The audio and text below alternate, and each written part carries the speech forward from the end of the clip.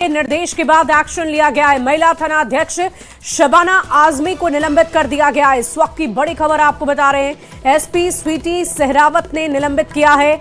वर्दी में रील्स बनाने के आरोप उनके ऊपर लगे हैं। सोशल मीडिया पर रील डाली गई थी और उसके बाद उन्हें निलंबित कर दिया गया है। पूर्णिया से ये बहुत बड़ी खबर आपको बता रहे हैं। डीजीपी के निर्देश के बाद ये एक्शन लिया गया है। महिला थाना अध्यक्ष शबाना आजमी निलंबित हो गई है। एसपी स्वीटी सहरावत ने निलंबित किया है। दरअसल वर्दी में रील्स बनाने के आरोप में उन्हें निलंबित किया गया। सोशल मीडिया पर रील डाली गई थी जिसके आधार पर यह एक्शन लिया गया है। महिला थाना अध्यक्ष शबाना आजमी निलंबित हो गई हैं। देखिए, सोशल मीडिया पर एक रील वर्दी में उनकी बहुत तेजी से वायरल हुई जिसके आधार पर यह एक्शन लिया गया। दरअसल लगातार बिहार में वर्दी में रील्स बनाने वाले पुलिसकर्मियों पर एक्शन लिया जा रहा है। 50 से भी ज्यादा पुलिसकर्मी इसकी चपेट में आए हैं और महिला थाना अध्यक्ष फिलहाल शबाना आजमी को निलंबित किया गया है क्योंकि उन्होंने वर्दी में, बिहार पुलिस की वर्दी में उन्होंने रील्स बनाया। सोशल मीडिया पर वो रील वायरल हुई जिसके बाद ये एक्शन लिया गया। दरअसल वर्दी में रील्स बनाने वाले पुलिस कर्मियों पर पुलिस मुख्यालय ने सख्ती दिखाई है और ऐसे में 40 वर्दी वालों को चिन्हित किया गया है। इन सभी पर कार्रवाई के आदेश दिए गए हैं जिसका असर भी अब दिखना शुरू हो चुका है। वर्दी में रील्स बनाने वाले चिन्हित पुलिस कर्मियों में सबसे ज्यादा पटना के ही पुलिसकर्मी हैं। पटना से 16 ऐसे जवानों को चिन्हित किया गया जिनके खिलाफ अब कार्रवाई की जाएगी क्योंकि पुलिस की वर्दी में ड्यूटी के दौरान रील्स बनाना, सोशल मीडिया पर उसे पोस्ट करना दोनों ही गलत है, दंडनीय है, बैन है और इसीलिए इन पुलिसकर्मियों पर एक्शन लगातार जारी है।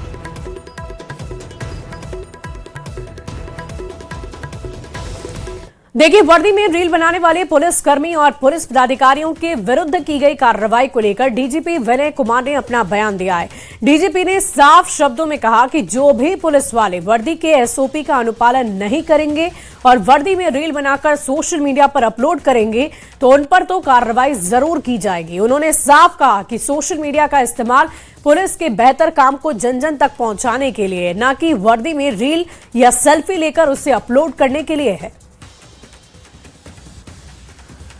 लोगों पे कार्रवाइयाँ हुई है, दर्जनों लोग सस्पेंड हुए हैं जो वर्दी में सेल्फी लेते हैं और सोशल मीडिया पॉलिसी भी हमारी आ गई है जिसमें स्पष्ट रूप से कहा गया है कि ये जो सोशल मीडिया है, यदि आप सरकारी पदाधिकारी हैं और सोशल मीडिया का यूज कर रहे हैं तो सेल्फ प्रमोशन के लिए आप नहीं कर सकते। जो आपका विभागीय जो मुद्दा है, विभागीय मुद्दों पर आप अपनी राय रख सकते हैं, लेकिन आप सेल्फ प्रमोशन के लिए आप सोशल मीडिया नहीं यूज कर सकते। तो मीडिया पॉलिसी के तहत भी ये वर्जित है और वर्दी में आप वर्दी यदि आप पहनते हैं तो इसके नॉर्म्स पुलिस मैनुअल में निर्धारित हैं।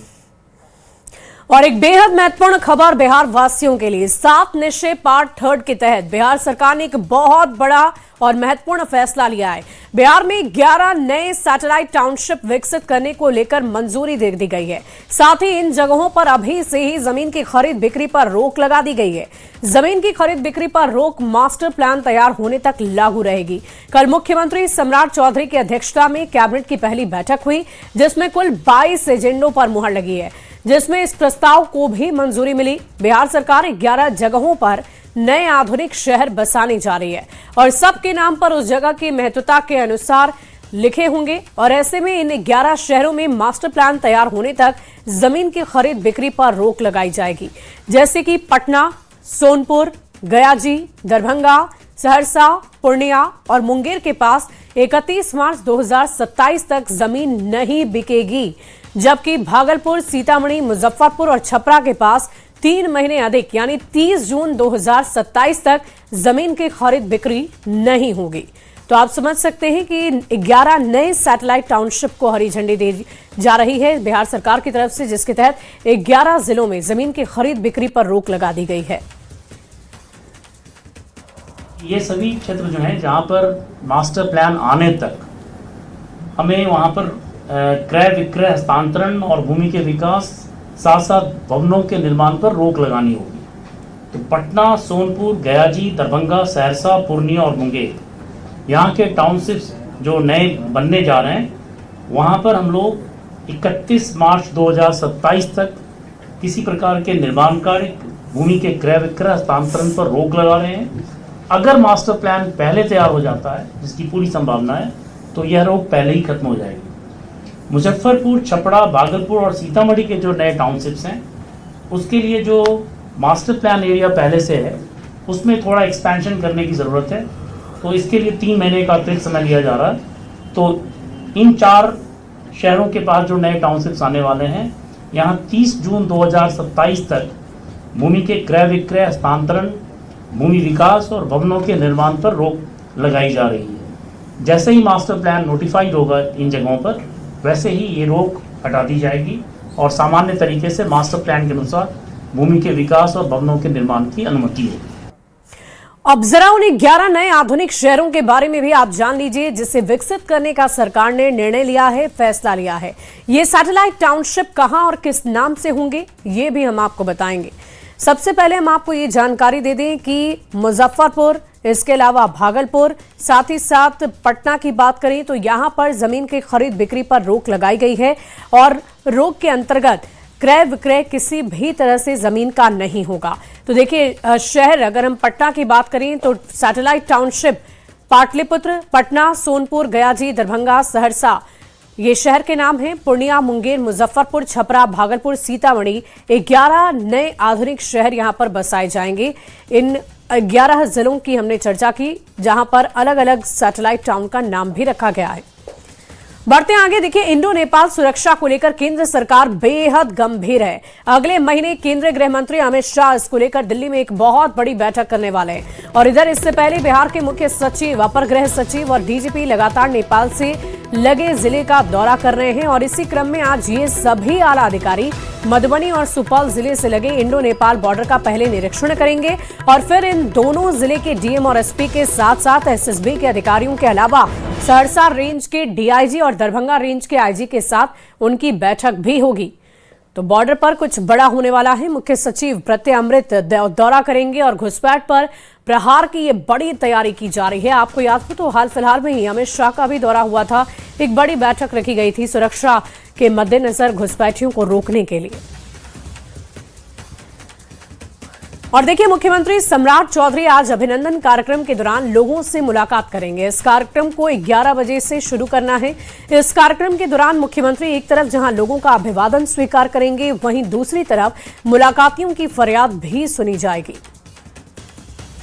तो देखिए, पहले भी अगर हम बिहार के पूर्व मुख्यमंत्री नीतीश कुमार की बात करें तो जनता दरबार उस दौरान भी लगाया जाता था और फरियादियों की समस्या को सुनकर उनका समाधान किया जाता था। और आज देखिए, भगवान सीएम सम्राट चौधरी का अभिनंदन ये समारोह है और इस समारोह की शुरुआत 11 बजे होनी है।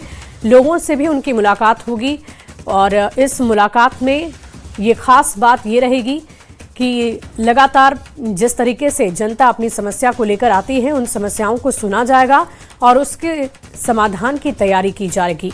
तो सीएम सम्राट चौधरी से आज लोगों की मुलाकात होनी है और ये खबर हम आपको महत्वपूर्ण बता रहे हैं कि कैसे आज बिहार के मुख्यमंत्री, नवनिर्वाचित मुख्यमंत्री सम्राट चौधरी लोगों से मुलाकात करने जा रहे हैं। उनकी फरियाद सुनेंगे, मुलाकातियों से उनकी मुलाकात होगी और जितनी भी समस्याएं लेकर लोग वहां पहुंचेंगे उनके दरबार में, उन समस्याओं का समाधान करने की कोशिश उनकी तरफ से की जाएगी।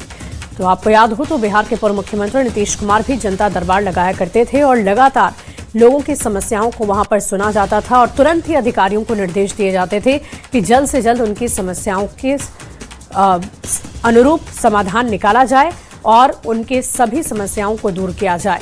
और इसी दौरान आज मुख्यमंत्री सम्राट चौधरी का अभिनंदन कार्यक्रम है, लोगों से मुलाकात होनी है। 11 बजे इस कार्यक्रम की शुरुआत होने की संभावना जताई जा रही है। और इसी बीच एक बड़ी खबर आ रही है। भोजपुरी के पावर स्टार पवन सिंह और ज्योति सिंह के तलाक का मामला इस वक्त कोर्ट में चल रहा है। ज्योति सिंह भले ही अपनी वैवाहिक जिंदगी को लेकर मुश्किल के दौर से गुजर रही हूं, लेकिन ज्योति अपनी जिंदगी को खुशहाल तरीके से जीने की कोशिश कर रही है। हाल ही में ज्योति सिंह अपनी बहन जूही सिंह के ब्लॉग में नजर आई। ज्योति नाक से सिंदूर लगाए नजर आई, जिस पर उन्होंने कहा कि सिंदूर लगाने से एक अलग ही निखार और खूबसूरती आती है। वो अक्सर बनारस आती हैं और भगवान भोलेनाथ की भक्त है। ज्योति ने भी ये खुलासा किया है कि भगवान से एक खास मन्नत उन्होंने मांगी है, लेकिन अभी आप लोगों के साथ वो शेयर नहीं कर सकती। इसी बीच उनकी बहन के बेटे भोलू को गोदी में उठाकर इशारों ही इशारों में उन्होंने ये जरूर संकेत दिया कि वो मन्नत इनके यानी बच्चे के रूप में देख सकते हैं। अपने भविष्य को लेकर बात करते हुए ज्योति ने कहा कि उन्हें नहीं पता कि उनकी शादी का आगे क्या होगा, लेकिन वो अपनी बहनों के साथ एक खुशहाल जिंदगी जीना चाहती हैं। पर आने वाले टाइम में अगर वो मेरा मन्नत पूरा होता है तो जरूर मैं आप लोगों को बताऊंगी कि वो मन्नत क्या है। वो मन्नत आप लोग इनके रूप में देख सकते हैं।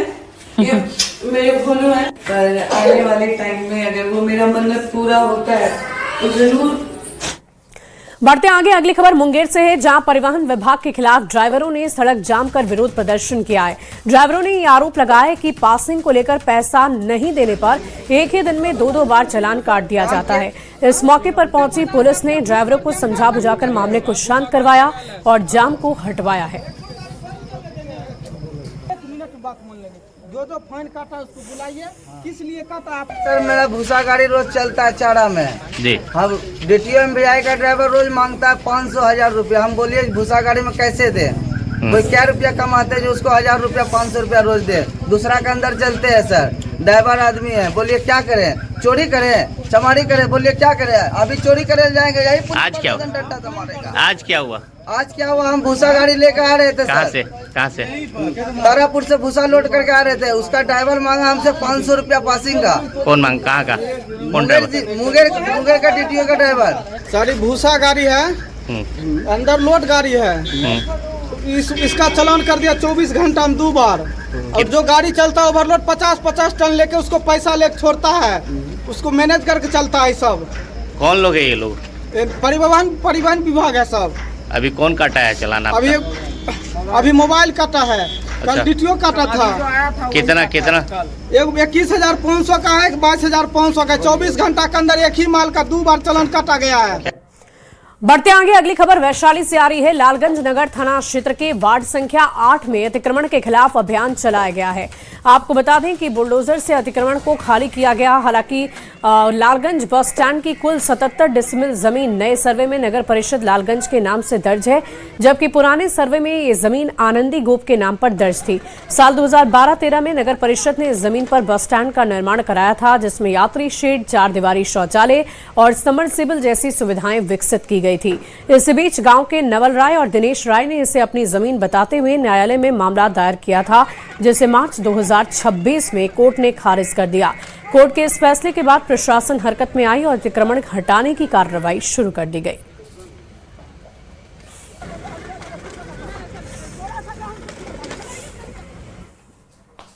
और देखिए, जिस खाकी पर लोगों को भरोसा होता है, जब वही खाकी डर का दूसरा नाम बन जाए तो सोचिए कि हालात कितने खतरनाक हो सकते हैं।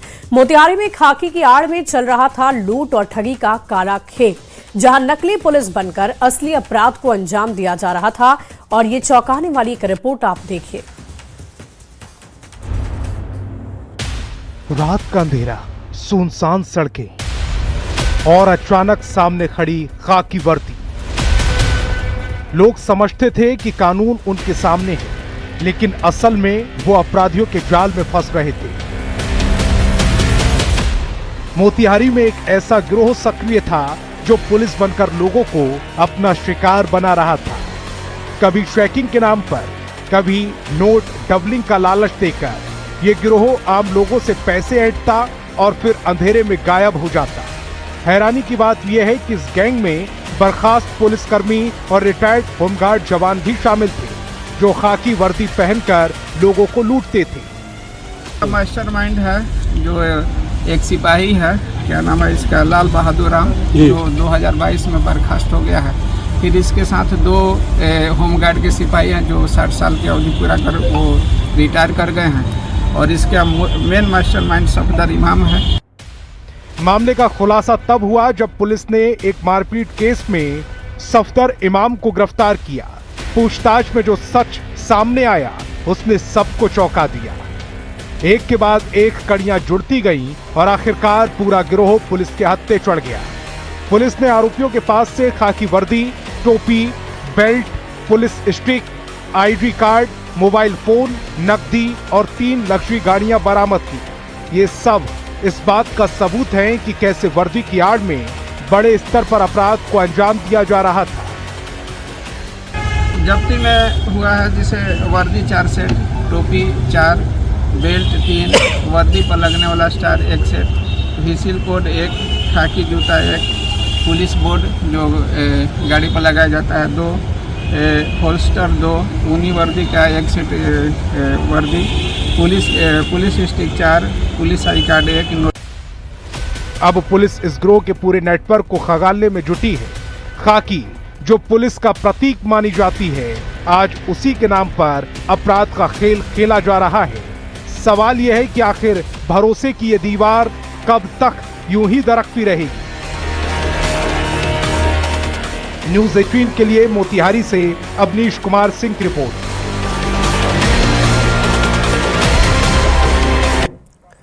बढ़ते अगली खबर की ओर। मुंगेर के साथ भागलपुर और आसपास के इलाके अवैध हथियारों के कारोबार का हॉटस्पॉट बनते जा रहे हैं और इसी कड़ी में मुंगेर पुलिस ने बड़ी सफलता हासिल करते हुए बरियारपुर थाना कुदुरकट्टा पुल के पास से 2 हथियार तस्करों को गिरफ्तार कर लिया।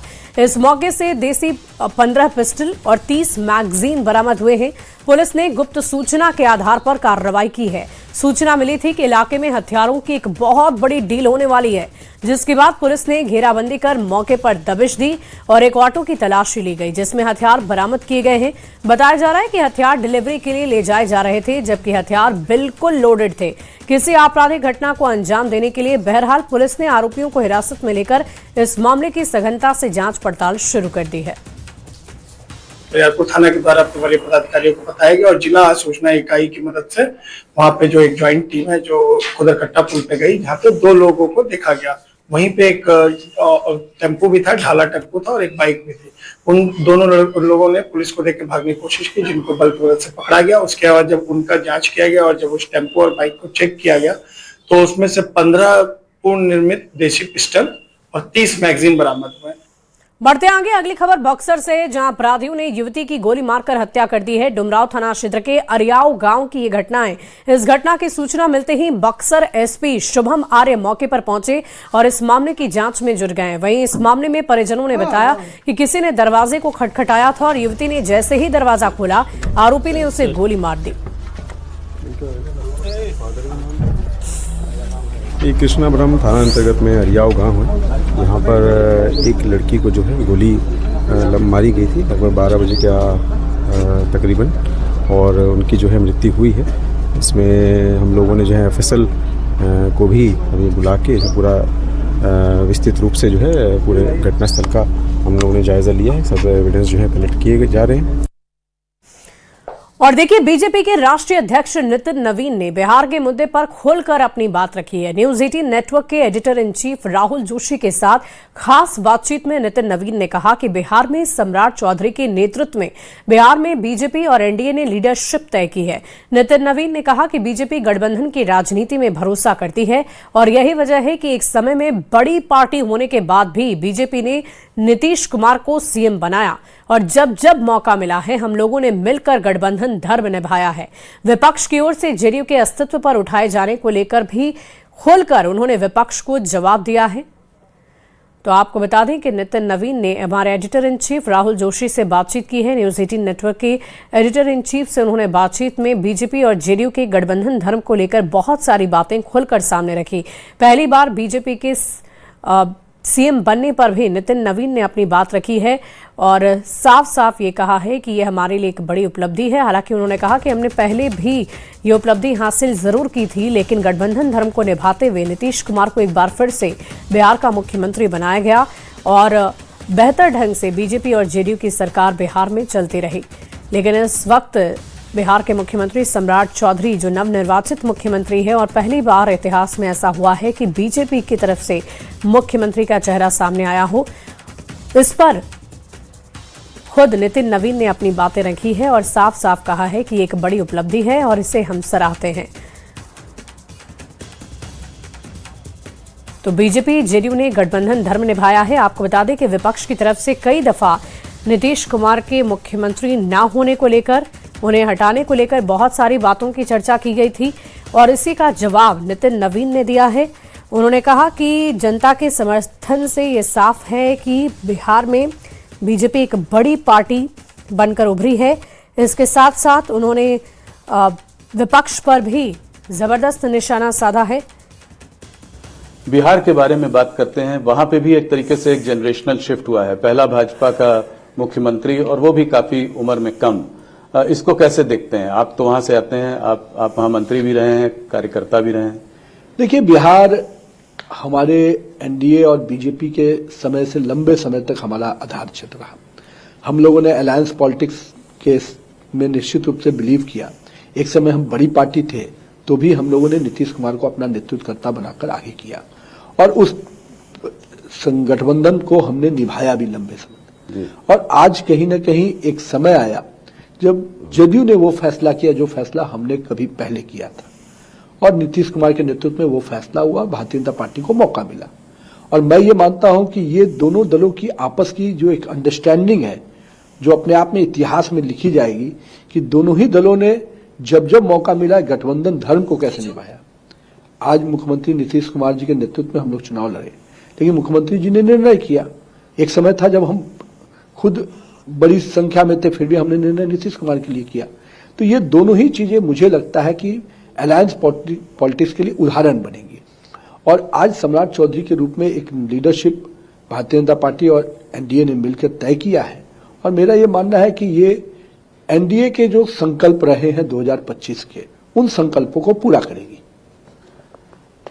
बिहार में जदयू जो है अब इसका अस्तित्व ऑपोजिशन कहती है कि खतरे में है, कि आने वाले समय में भारतीय जनता पार्टी का मुख्यमंत्री, भारतीय जनता पार्टी ज्यादा बड़ी पार्टी है और आने वाले समय में उनके पास कोई लीडर भी नहीं है। इस क्रिटिसिज्म को आप कैसे? मैं देखता हूं जो खुद ही अस्तित्व विहीन हो जी, जिनका खुद का जनाधार नहीं बचा हो, वो जदयू जैसी बड़ी पार्टी पर सवाल उठाए या उनके अस्तित्व की इस बात। आज आप कहां पे हो? अरे पहले थोड़ा अपने गिरेबान में झांक लेते। इतने बड़े बड़े वादे, इतने बड़े बड़े कैंपेन, इतने बड़े बड़े लोगों को उतार कर मैदान में क्या मिला? जनता के बीच में जब तक आप ही नहीं हो, जनता आप ही के साथ कुछ खड़ी नहीं हो पा रही, आप हम पर उठा रहे हो जिसके 84 एमएलए है, 80 एमएलए। तो मेरा ये कहना है कि अपने अस्तित्व पर पहले झांकना चाहिए और जदयू पूरी तरह से एज ए पार्टी स्ट्रांगली खड़ी है और बीजेपी और जदयू एनडीए अलायंस के रूप में हम लोग बेहतर काम करके आगे बढ़ रहे हैं। हम जनता के प्रति कमिटेड होकर काम कर रहे हैं। तो नितिन नवीन को आप